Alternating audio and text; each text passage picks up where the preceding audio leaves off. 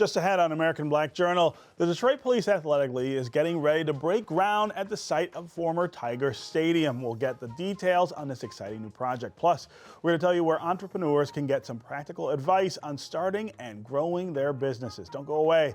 American Black Journal starts now.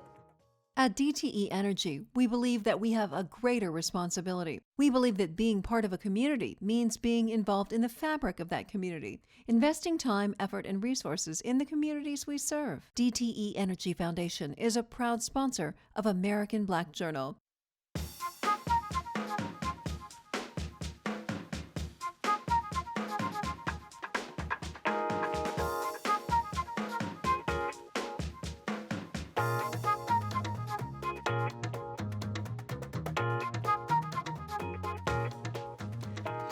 Welcome to American Black Journal. I'm Stephen Henderson. There's new life coming to the corner of Michigan and Trumbull. For many years, of course, Tiger Stadium stood there.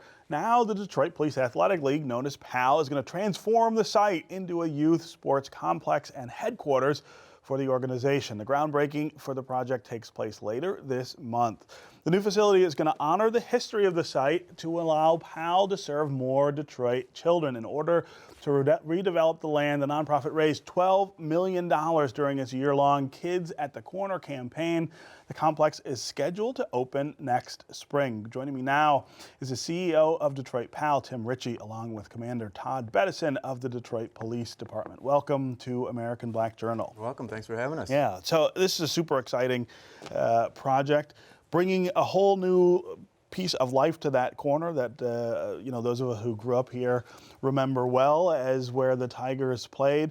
What I like about this project is a couple things. One, it involves young people, getting young people involved, but it's also sort of honoring the place here, that it's going to be a place that people are active and doing sports. Yeah, no, thanks. I think it's going to be fantastic. We're really excited by it. We had a chance to, we were approached by the old Tiger Stadium Conservancy a couple of years ago and wondered whether PAL would be interested in helping to develop the site and operate the field and, like you say, retain the history and the memories there. And we really went into it with two goals. One was, let's bring to life the memories at the site, and let's remember all the great times that everyone, including myself, went and enjoyed out there. And let's really try to, reimagine all those good days. At the same time, let's be future thinking about what the kids in the community really need. And this athletic complex is going to be one of the finest complexes in the region, a home for Detroit PAL and these kids. So we think we've married both those goals together, and we think the community has really rallied around. Yeah, and we're showing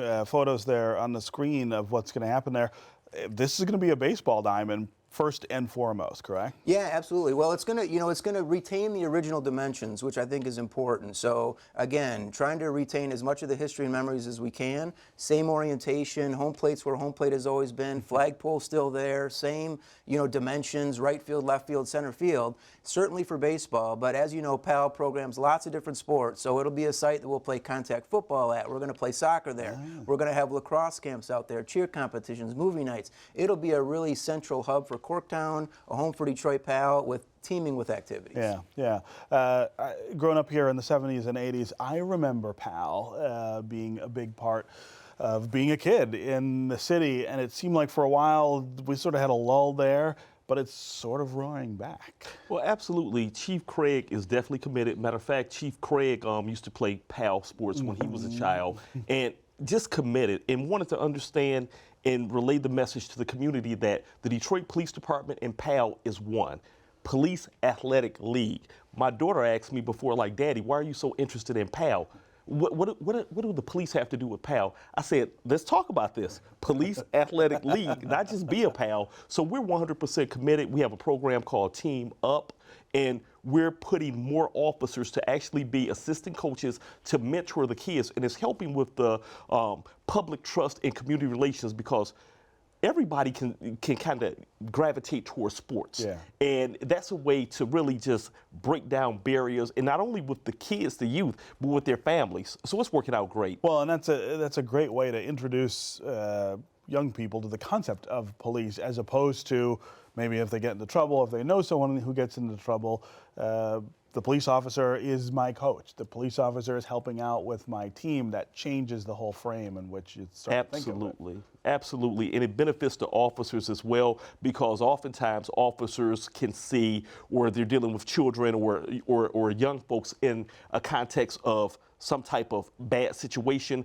but it's healthy with both ways. Yeah. Officers get a chance to see these young folks get a chance to see the officers, and just that interaction. Yeah, yeah. Talk about the other things that'll go on at the facility. I know your headquarters will be there, so we're going to have lots of different kind of structures. It won't just be the athletic field. Yeah, that's right. So PAL's headquarters will be there. So it's right now we're renting space in Midtown, and we love Midtown, but having a home for Detroit PAL I think is important. Yeah. The facility, the field is going to be incredible, and so this unique location for us to play sports and invite other people to be down there and play. It'll include a couple thousand seats, so we'll have a real stadium there. There'll be dugouts, there'll be locker rooms, there's going to be a scoreboard, lights, so just a really unique location. PAL's headquarters that I mentioned, and then what's really cool is there's going to be a banquet facility over our headquarters on the second floor overlooking the field that's going to be able to hold up to 300 people. There'll be a full-service kitchen. There'll be a space for community events, corporate events, PAL events, weddings, birthdays, you name it. We want to make this space available to the community, to the corporate partners of ours, and like you said, bring to life a lot more out there. In addition to that, we also are working towards, and part of, while we did raise over $12 million, as you mentioned, to break ground, we're still in the middle of the Kids at the Corner campaign. So we encourage people to get involved. Go to kidsathecorner.com to get involved as a partner, because we're also at the effort of trying to develop a Hall of Heroes out there. So we bring to life a lot of the men and women that shape the culture of sports, not only on that field, but in Detroit as well, so that our young people can learn the stories of some of these folks that they may never have heard of, but certainly all of us have heard about. So bringing to life a Hall of Heroes, a real tourist destination we think it'll become. When you think about PAL in the city, I said before that it was a huge deal when I was a kid. It seemed to be like a lesser big deal for a while. But my kids have played PAL soccer here in the city at Fort Wayne, and I was blown away by the number of kids who are involved in that. I mean, all day on Saturdays, there would be kids out on the fields playing games because there were that many kids and that many games that had to take place. 10 soccer fields down there at Fort Wayne, and like you said, all day long there's teams coming and going from all the neighborhoods in Detroit wearing all kinds of different colored uniforms. It's a blast to see. Yeah. But PAL, we served over 13,000 kids last year, and we did that with 1,800 volunteers. And those volunteers all had background checks and all got trained in how do you build character through sports. But soccer's one thing, but our contact football program has 3,200 kids. Right. Basketball, we're running 900 kids right now in house basketball and 700 in school. So it's a big deal. And PAL has definitely come back. And not to say that it wasn't wonderful all those years, but we really feel good about where we're doing right now. Refocused. And the direction we're going. And we think the Tiger Stadium project has risen the profile of PAL and gotten a lot of more people involved. And it's for kids. It's the right thing to do. Yeah. There are also academic and leadership development programs involved with PAL. I would imagine that's an important part of the police component as well. Oh, absolutely. And our officers actually get trained by the by Michigan State University, and they're trained in how to deal with the kids and also teach and develop those leadership characters in youth so that we grow young, productive adults from those children. And I have to believe that by having 13,000 kids participating in our PAL program, that has to be a crime deterrent, and it's saving lives. Yeah. When you guys work with young people in the city, I mean, young people in the city get a pretty bad rap a lot of the time about the kind of trouble that we see and things like that. But whenever I talk to people who are actually working with young people in Detroit, you hear a really different story about who they are and really what they need and what they want. Oftentimes, bad news travels fast. So I thank you, Stephen, for allowing us to be on this show to actually talk about some good news. Because those good news stories, we have to really push those out and really highlight the great thing that the children in the city of Detroit are doing with this PAL program. Yeah, go ahead. Yeah, no, it's been a lot of fun. I've had a chance to coach hundreds of kids in Detroit, and I've gone into lots of schools and lots of neighborhoods, and all I've ever seen are kids that are encouraged and excited about the chance to play, want the kind of opportunity we provide for them. And I'll tell you, with 13,000 kids, honestly, the trouble that Pal has is usually with the parents and coaches. Yeah, right. The Parents kids are get a like, little overexcited, yeah, you know, right? like everything, you know, we get passionate about our kids and our sports, but the kids are fantastic, and Yeah. it's a pleasure to work with them. Yeah. And we have to grow Go it. ahead. We have to grow it. I mean, you know, 13,000 kids in the city of Detroit, that's good, but the goal is to move the bar. We need to get 14, 15, 20,000 kids because the need is there. Yeah. I would be remiss if I didn't ask you about the controversy over the field itself. My understanding is that it's going to be artificial turf. There are some people who believe it ought to be grass. Talk to me about why the decision was made. Sure, yeah, we understand there's a lot of passion for that site, Yeah. and there's a lot of people that really are passionate about it, and we appreciate that and respect that. A lot of us have history and memories down there, but you know, we conducted a lot of research around this. You know, it's important for us that we understand exactly what we're getting into, and so we spoke with experts in the field. We researched around the country. We actually did a survey of all the athletic directors in the state of Michigan that have synthetic turf fields, and invited them to, and we asked them, what do you like about it? What don't you like about it? And the reality is, for us, the synthetic field provides a more durable surface, which allows more kids and more participants on the field by the tens of thousands. So, and the natural grass we all love, but we know on days like this, it's soggy outside and it's wet, and then when you play contact football, the grass is going to get ruined. So we feel like the best option, the smartest option, and the future thinking option for thousands of kids is synthetic turf. We also know that there's some concern around the rubber pellets in the turf. Right. We said long ago that we won't have rubber pellets on the surface. We're looking at other options down there. We know the EPA is conducting a study this year as well. So we look forward to hearing those results before we decide what we're going to do. But safety of children comes first for PAL. It always has and it always will. And believe me, we've done our research on this. We know what we're getting into. We believe we made the best decision in order to give these kids, thousands of kids, a chance to play out there. Right. And at the end of the day, we're bringing baseball back to the corner. I would imagine that the people who were super enthusiastic about preserving that site have to feel like that's a victory too. Right, yeah, I mean, that's the goal, is to give these kids a place to play, you know, and we know that play is really primary in our focus out there. So I think you're right, yeah. So we're, you know, looking forward to it, and like I said, getting thousands of kids out there. Okay, yeah, go ahead. And Chief Craig has had his eye on it, and he's aware of the issue as far as with the crumb rubber, and no way will we utilize crumb rubber. The research. When you say crumb rubber, it's the rubber little pellets. that you see sometimes if you're watching NFL. You see it kick up when they get tackled or whatever. Absolutely, and some folks have said that research that is possibly carcinogenic, so no way will we use that and expose our children to that. Yeah. We're going to use the artificial turf, but we're going to make sure that we use the safest and the best based off research. Okay, so this kicks off next month, correct? When are kids going to start playing at the site? Yes. Next summer? Yep, so spring of 17 is when we're planning on opening up, and we're right now planning a ceremonial groundbreaking, and so that'll be in the next couple weeks. You'll hear more about that coming up, but we'll get the shovels out there. We're going to have a big celebration out there, and then the actual bulldozers will come by the end of April. So you'll start seeing a lot of progress out there this summer, and I think people are going to be, around the state of Michigan, are going to be really proud of what they see at the corner of Michigan and Trumbull when it's all said and done. Well, it's great news, and thank you guys both for your efforts. Thank you, Stephen. Thanks for having us. All right. All right, coming up next on American Black Journal, help for small business owners who are looking for the secret to long-term success. But first, here's a look at some important moments in Detroit's Black history. I'm Ken Coleman with a look back at African American life in Detroit. This week in 1969, the Reverend Charles Adams became pastor of Hartford Memorial Baptist Church.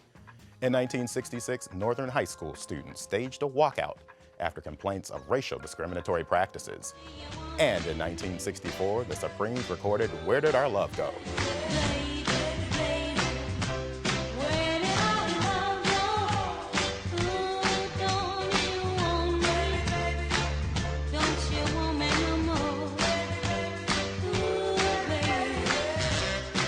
These are significant events this week in Detroit's Black history, taken from the book On This Day, African American Life in Detroit. Okay, May is Small Business Month, a time when aspiring and new entrepreneurs can receive assistance starting and growing their businesses. The Lee Group is holding its annual Small Business Workshop on May 3rd during Detroit Entrepreneur Week. This year's theme is Your Critical Keys for Success. Business owners and experts will be on hand to give advice on building and sustaining a successful company.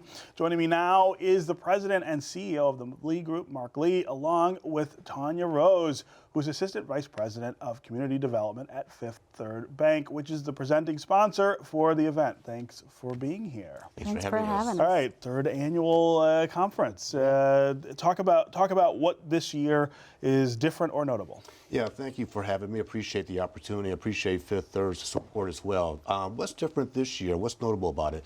This year, we're going to focus on providing tips and resources for our organizations, entrepreneurs, but focus on long-term sustainability and growth. And thus the title, Your Critical Keys for Success.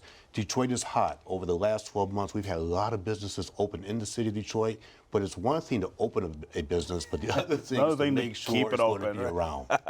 And that's always the key. I mean, and as somebody who has always worked for someone else, but also has a small business, on the side, a very small business. I know how hard it is, and that it's not for everybody.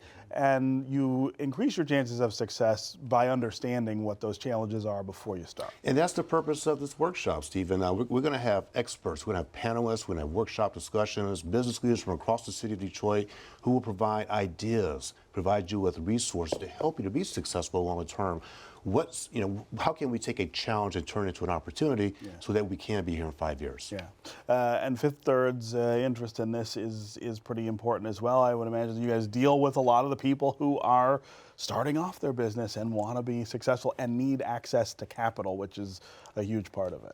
Absolutely. As you all know, Fifth Third just recently moved to downtown Detroit at the end of December. And David Jerdot is a regional president there. We have a new initiative that we're calling 5-3 in the D, where we are investing $85 million over the next 5 years. And a portion of that is for small business lending and also for technical assistance. And that's really the primary reason why we're involved with the Lee Group. And we're very excited about the program that just so happens to be on May the 5th, which is Fifth Third's birthday. Oh, so that's the birthday. There you go. Talk about that access to capital, what that looks like in this market now when you have so many people starting to be interested in starting their own business. You need money to do it. And as part of those initiatives, we are working with many of our community partners to make sure that we're getting that technical assistance to them, as well as what they need to be able to be ready to be lendable when it comes to traditional lending and traditional banking. Yeah. So Mark, let's talk about the 4 critical keys to success that you're going to focus on this year. The first one is articulating your vision. In other words, know what you want to do, Yeah, right? what are you going to be when you grow up? A lot of people have an idea, right? And I get asked that question a lot. I tell them, understand where do you want to be in 3 to 5 years. So what is your vision? Do you truly understand where you want to be from a business standpoint? Yeah. Communicating your brand, being able to talk to other people and spread the word about what you're trying to do. Who are you? What do you represent? Do you understand what your customers are looking for? So branding is crucial in terms of making sure that you have a point of differentiation in the marketplace. So we're going to make sure we focus on providing advice and counsel on how to create an effective brand. That point about differentiation is really important. Just because you have an idea doesn't mean it's a unique idea or an idea that sort of is different enough from somebody else that there's space for it. That's exactly right. Understanding that is pretty key, right? And the other part of that is organizations have a tendency of over-promising and under-deliver. Yeah. So we have to find out we need to make sure you understand you don't over-promise and under-deliver. You have 1 chance, 2 chances to get it right to your customers, because if you don't, they may not come back to you. Yeah. The third is managing your numbers. Know how much money you have, know how much money you're going to need, and how much you're making, right? Do you understand your financials? Absolutely. As a business owner, do you know where you're spending your money, where the outflow is going and where the inflow is coming in? So we want to make sure that people understand the P&Ls. and the other performance for their business. Yeah, and then identifying your target market, know who you're selling to. Right? Well, if you don't have any customers, we're No not business, there's no business. no so the revenue. challenge is understanding exactly who you want to market your business to. Yeah. Talk about some of the mistakes that you see people make early on in thinking about whether they want to start a business or starting it that come back to haunt them later. The lack of planning. People have a great idea. They want to jump right into it. But the challenge is, Stephen, they don't have the proper plan to execute, number one. And then number two, we talked earlier about the access to capital. People are not exactly sure, which is why Fifth Third is certainly involved in this program, is to help them understand the financial resources that might be available to them. Yeah, yeah. We have several of those financial resources. One of those is Operation Hope that the Lead Group is helping us sponsor. And that's going to be a 12-week entrepreneurial program that is completely free. So once they leave the program on May 5th, they're going to have an opportunity for this to continue on for them so they can learn some of the fundamentals Yeah, that they what are really some of need the to things know. that they'll do in that 12-week span? In that 12-week span, they'll put together a business plan. They'll learn how to understand their financial statements, their income statement, their balance sheet, and how important their own personal credit history is to really helping them cultivate and move their own business forward. Yeah, yeah. That's all really important to know before you make that leap. right? Before you make that leap. Yeah. Talk about making that jump from maybe having a good job and a career to saying, well, there's something that I want to do on my own. There's some risk associated with that, of course. What are the things people need to know or think of before they do it? I mean, and how can they be confident about it? When do you know that that's the right thing for you? Sometimes people are forced into it because of corporate restructuring. Sure, you get pushed out. Absolutely. Number two, though, I can tell people, what is your passion? Do you understand what you enjoy doing? And I think understanding your passion really becomes the first step in making sure that you may have the appetite of being an entrepreneur. Understanding, though, you're absolutely right on, a lot of risks are involved. And the biggest risk is with financials, numbers. Do you have the resources? So I encourage people, look at your financials, make sure you have the support of your family and your friends, make sure you have the support of other businesses and organizations. Also ensure that you have an advisory board. Yeah. And once you do that, I think that will help to mitigate or minimize the risk. But make sure you're crystal clear on what your passion is, and are you ready to start a business? Right, and make sure, like as you point out, safety net, right? Yes. Don't jump out into the abyss with no place to land if you fail. But also, let's talk about failure and how failure is not the end. That it's often a step toward success, and you got to be able to stomach that as well. Absolutely. Failure is not failure. We have a tendency of thinking learning. it's a learning experience, it's an opportunity. Think of it this way. You work on a project, it wasn't quite successful. What happens? You go back and you learn from your mistakes. You fine-tune it. You fine-tune your plan. Then you go back and execute it slightly differently. Same thing from a business standpoint. Okay, something didn't quite work. All right, so what am I going to do differently to make it successful in the future? Yeah, yeah. Let's talk about the panels that you have organized for the conference. What's the message you want to get across in the two different panels? What's interesting is the key question we're going to tackle is, are you really ready for business? Yeah. It's kind of a two-pronged question. So if you're an aspiring entrepreneur, are you ready to start a business? But if you're an existing business, right, you've been in business for a while, you've kind of stalled, are you ready to take it to the next level? Right. So we want people attending this conference to understand this is what I need to do to take my business to the next level. And we have a great panel of people, cross-section of the business community from across Detroit, who will provide tips on how to make that happen for you. Yeah. As you pointed out, Fifth Third moved into downtown Detroit last year, I believe. Yes, at the end of last year. Obviously, that was a sign of its interest in helping to sort of gird what's going on. Give us a sense of how Fifth Third and other banks see the market changing in Detroit as a place that they might want to invest even more than they have. Well, at Fifth Third, we've seen for a long time that small businesses are really the pillar of the community. They're the innovators, they're the job creators, and they're really the key to the existence of Detroit's revitalization. And we really wanted to be a part of that. And that's why we have invested that $85 million into that technical assistance and the lending, and we partner with organizations like the Lee Foundation as well as with the SBDC, where they get an opportunity to know their numbers and be able to review their income statement, their balance sheet, and put together that business plan and really understand the fundamentals that it takes to really make your business successful. Yeah, and that money is being spent, we should be clear, not just on businesses in downtown or in midtown places that we're seeing lots of activity, but also increasingly in neighborhoods. I am seeing small businesses crop back up and try to make a go all of it. across the city. And we're committed not just to downtown Detroit, but the entire city. Yeah. One thing, if I could add very quickly, is that Detroit is the 4th largest city in the country according to the 2010 U.S. Census data when it comes to minority-owned businesses.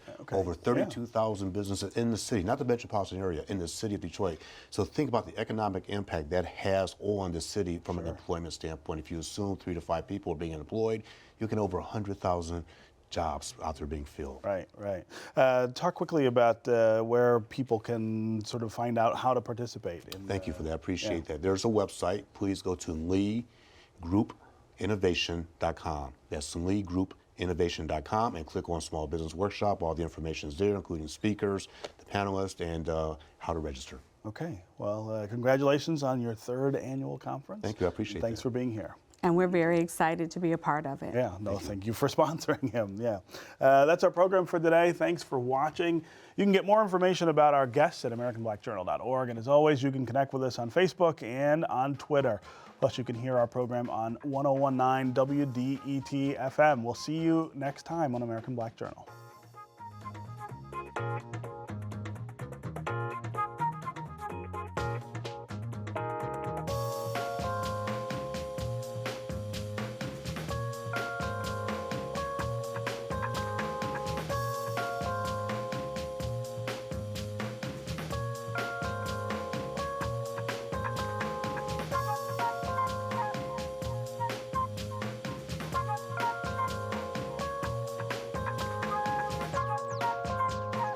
At DTE Energy, we believe that we have a greater responsibility. We believe that being part of a community means being involved in the fabric of that community, investing time, effort, and resources in the communities we serve. DTE Energy Foundation is a proud sponsor of American Black Journal.